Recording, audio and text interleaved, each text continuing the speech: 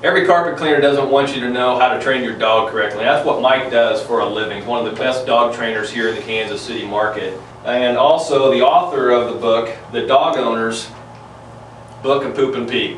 Okay, so welcome, Mike. Thank you. Appreciate you joining us today. And you know, Mike, obviously as carpet cleaners, we get into a lot of pet issues. In fact, I'd be willing to say that 50% of our business comes from the dog or the cat did something. So we thought we'd give back a little bit today and share some information with our folks, a little more on the preventative maintenance side of things and how to keep your dogs from going in the house. Why do dogs go poop and pee in the house? You know, really and truly, the main reason why dogs poop and pee in the house is because the owners haven't spent the time to train the dog that the entire house is part of their den. If a dog lived out in the woods and lived in a cave, they would not decide to poop or pee in their cave. They would leave the cave, go do their business, come back home. So really the entire trick here is convincing the dog that the entire house is part of their den and that the appropriate answer is to go out the back door or out the front door or on a walk or however you're going to end up doing it. And basically the secret, the $64,000 question here is crate training. When a dog is in a crate, we don't want to poop or pee where we sleep.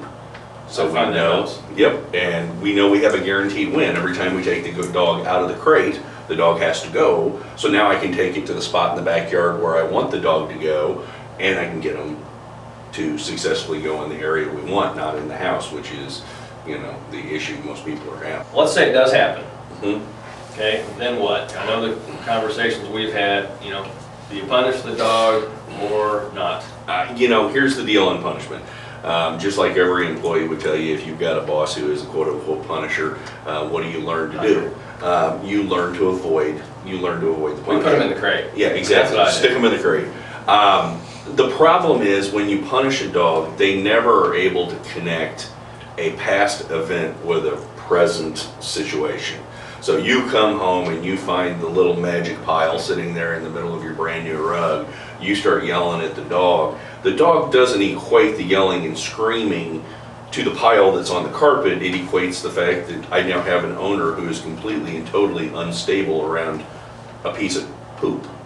And what happens is the dog figures the easiest way to handle the situation at that point, since mom and dad always freak out whenever they find, stuff, is I'll just go to the back bedroom. Yes.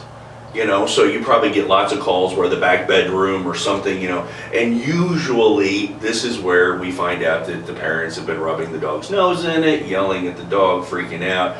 The easiest way to handle it is if you find the accident, clean it up and move on. You miss the signal. And it kind of leads us into the next thing. Well, what are some of the tricks that people can use to get things going? Let's give the dog a better way to tell us they got to go to the bathroom, because almost all accidents are based off the fact that we miss the dog's signal. And a lot of dogs are really subtle. We don't even notice it. But if we hang bells at the back door and we classically condition the dog to ring the bell, just like Pavlov and the slobbering dog,